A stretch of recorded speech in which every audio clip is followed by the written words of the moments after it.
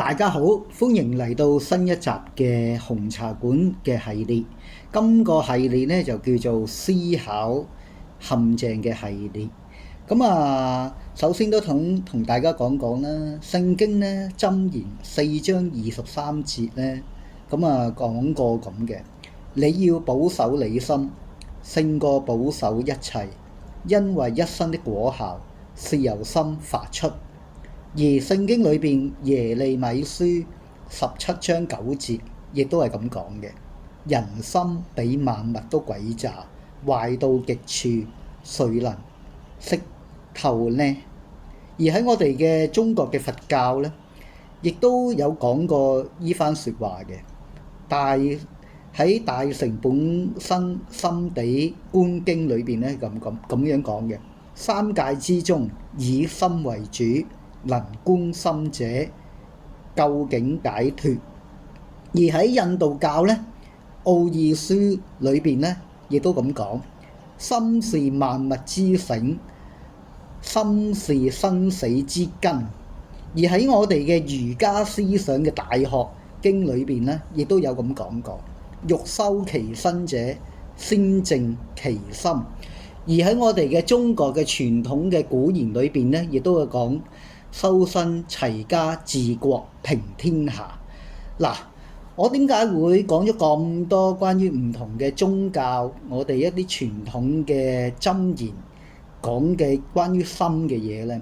原來呢都有個總結嘅，就係原來我哋一生嘅果效，即係一個人究竟佢一生嗰個幸福，去嗰個嘅成敗。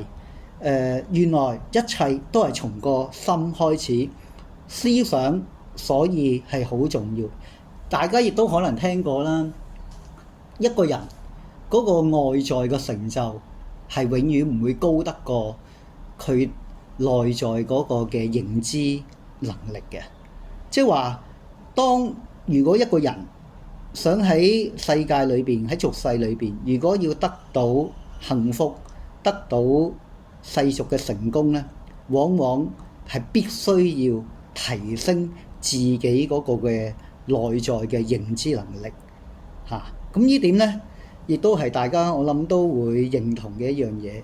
咁所以喺從小呢，大家如果呢度有啲作為家長嘅呢，唔知對自己嘅小朋友呢，從小嘅教育係着重佢哋啲乜嘢呢？我相信如果讀過教育學嘅人，本身係好明白點樣去教育栽培小朋友嘅人呢，一定係着重喺小朋友嘅人品嗰個教育嘅。因為人品呢就牽涉到個思想嘅，思想嘅正確就等同於起樓。大家試下諗下啦，如果一棟樓由一開始已經係起歪咗嘅話，佢只要越起呢個角度呢，個斜度呢就越嚟越歪。咁越嚟越斜嘅時候，越起越高，越嚟越斜。咁結果會點啊？結果呢棟樓隨住佢越嚟越高，越起越高嘅時候，佢一定遲早就會冧嘅。咁即係等於一個人，如果佢一開始喺佢成長嘅初期，特別我之前都講過，小朋友嘅成長嘅初期，有啲講就3歲定80啦，其實都有佢個道理嘅。咁當然啦，其實可以遲少少都得嘅，0至6歲呢段階段咧，應該係最重要嘅。咁所以思想嗰個正確性、嗰個引導性，係對一個小朋友長遠未來嘅一生，佢嘅人生嘅路途裏邊嗰個成敗得失，係決定咗佢未來個發展。所以大家如果係家長嘅，特別小心喺小朋友嘅初期嘅成長裏邊咧，真係要俾多啲嘅心機去教育、去教導佢哋喺思想方面嘅。咁如果自己唔識教嘅，唔緊要，揾一啲真係專家，揾一啲有經驗嘅、有心嘅、有能力嘅去教導。咁其實我想講翻呢，嚟緊紅茶館我即將會拍大概50零集關於思想陷阱嘅系列嘅。因為紅茶館嘅創館嘅宗旨精神係好希望去促進人類嗰個內在認知能力，從而提升全人類嗰個幸福和諧指數嘅。咁我當然我唔會去嘗試去想去改變大家嘅諗法，只不過我會係嘗試從一個心理學嘅角度，因為我過去睇咗好多好多關於心理學嘅書啦，睇咗好多一啲著名嘅大學嘅教授寫嘅一啲好精彩好好嘅一啲心理學書。咁我希望喺嚟緊呢50零集嘅思考陷阱系列裏邊咧，我一一會同大家去分享嘅。咁希望大家可以從當中可以係得到好大嗰個內在嗰個認知能力嘅提升嘅。記住嚟緊真係要黐住紅茶館，紅茶館我保證每一集嘅節目都會係非常之豐富，非常之令到大家一定係可以得到心靈方面嘅好大嘅富足。而當心靈富足嘅時之後咧，相信你哋嘅人生嘅每一個層面都會得到幸福。大家咧唔知有冇咧留意到咧，身邊有好多嘅朋友咧，其實佢哋嗰個 IQ 咧就絕對唔低嘅。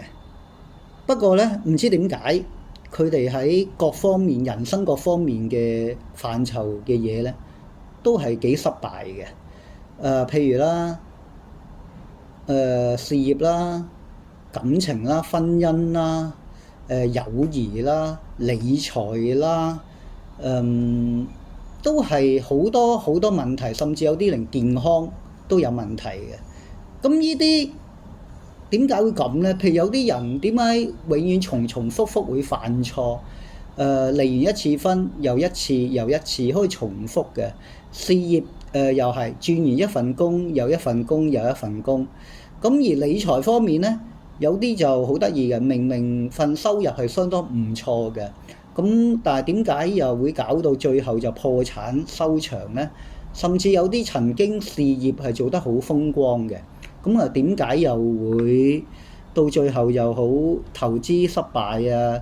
甚至有啲要瞓天橋底嘅。咁呢啲喺事實上咧，喺社會一啲嘅新聞咧，都會見過。甚至有啲最近啦，譬如喺東張西望啦，都成日講嘅。點解有啲嘅人咧，男男女女都好啦，年紀已經有翻咁上下，照計個人生閲歷都相當豐富，點解都會墮入呢個嘅情騙，見都未見過，又俾人呃咗好多錢嘅咧？嗱，點解會咁樣咧？嗱，其實呢啲咧講嚟講去都係一個問題，就係個思想真係出咗問題。我哋思想其實有好多嘅盲點位嘅，咁我哋呢啲嘅盲點位咧，有時係自己睇唔到嘅。所謂旁觀者清啦，當局者迷係真嘅。當自己去墮入呢啲嘅陷阱裏邊咧，自己係睇唔見。所以咧，雖然我係分享好多一啲思想嘅陷阱啦，我其實係唔係係個原意，我唔係話想去教導大家嘅。我反而個原意咧係希望去分享呢個思想系列嘅過程裏邊咧，係主要係提醒翻我自己，就多過係想去提示大家或者改變大家嘅嚇。咁呢點係我自己個諗法，我係主要係提我自己，就多過想係提醒大家。不過當然啦，喺個分享過程裏邊，大家如果有共鳴嘅，能夠理解到嘅，能夠明白咁呢個當然亦都係我希望可以做到嘅一個效果啦。好啦，講翻我哋今日嘅主題啦。乜嘢叫做存活者偏誤呢？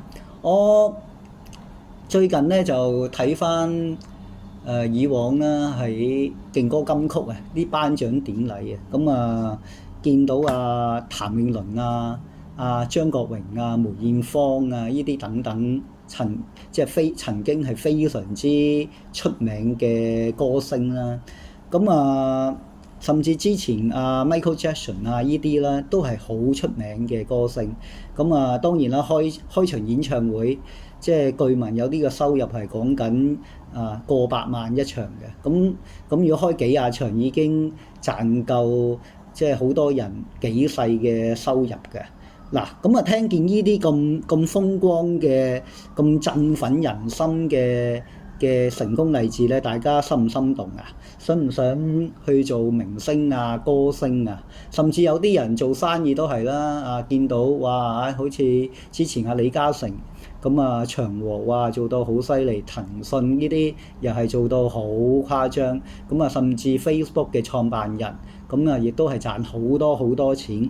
咁啊，一聽見啲咁振奮嘅成功例子咧，會令到大家咧就覺得，哇！原來成功好似好容易嘅，係咪？咁都想快快脆脆就甚至有啲人書都唔使讀啦，咁啊即刻去做生意啦跟住有啲就所謂嘅發下啲明星夢啦、歌星夢啦。嗱，咁當然啦。大家要明白，理性啲去諗，其實喺呢啲嘅成功嘅例子嘅背後咧，大家如果從一個理性角度去深思下咧，其實有好多好多失敗嘅例子嘅。失敗嘅例子係永遠多過成功嘅例子好多，但係因為人咧，喺思想上咧係一個好得意嘅一個盲點嘅。係會有一種叫做系統性背離咗嗰個理性嘅思考嘅模式嘅。咁乜嘢叫存活者偏誤咧？就話咧，喺日常嘅生活裏邊咧，由於成功者啊，即係啲成功嘅人物咧，佢嗰個能見度咧，往往係壓倒性咧高過嗰個失敗者。因為講真啦，乜嘢人可以出嚟講嘢啊？可以上台度接受人嘅稱讚啊，人哋俾讚譽俾佢啊，往往就係成功者咯。咁所以喺我哋嘅腦海當中咧，就只會見到成功者，就往往見唔到背後成千上萬，甚至係99%以上嘅嗰個失敗者嘅。因為失敗者永遠係人哋唔會去留意，亦都佢冇唔會上台講嘢。因為人好得意嘅，人係永遠中意聽成功者分享，就多過聽失敗者嘅分享。而我個人嘅睇法咧，我自己就當然我係中意聽成功者嘅分享，但係我係更加中意聽失敗者嘅分享，因為失敗者佢嘅分享係可以俾到自己一個嘅借鏡嘅，從而自己避免咗失敗者點解失敗嘅原因。咁呢個更加係有價值嘅，我覺得係。好啦，咁啊，因為咁樣啦，往往人咧就會出現一個咧系統性嘅，就高估咗獲得成功嘅希望嘅。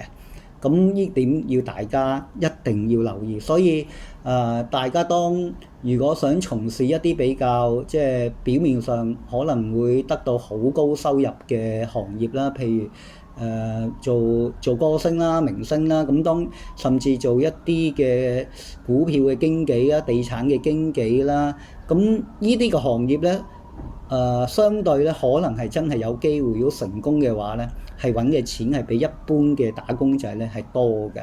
咁但係咧，佢哋嗰個失敗率咧，其實亦都比一般嘅行業咧就高嘅。咁所以大家如果準備即係對於呢啲嘅行業係有興趣嘅話咧，都要留意。除咗留意佢哋成功者嘅收入之外咧，亦都要留意下嗰個成功率有幾高。咁啊當然啦，但係我自己又咁睇嘅，我又唔係叫大家咧就唔去嘗試去做，因為永遠你唔試亦都唔知嘅。但係有一樣嘢要提大家，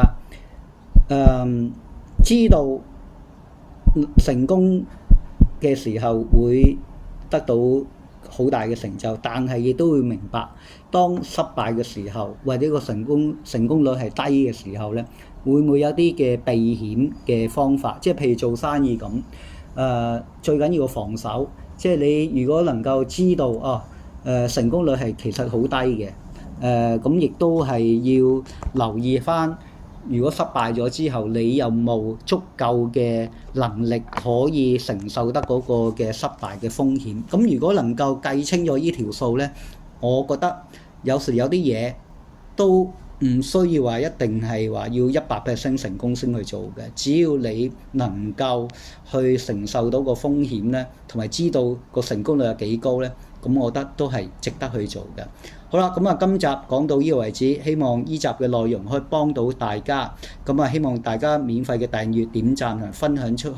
咁啊，今日講到呢度，多謝大家，再見，拜拜。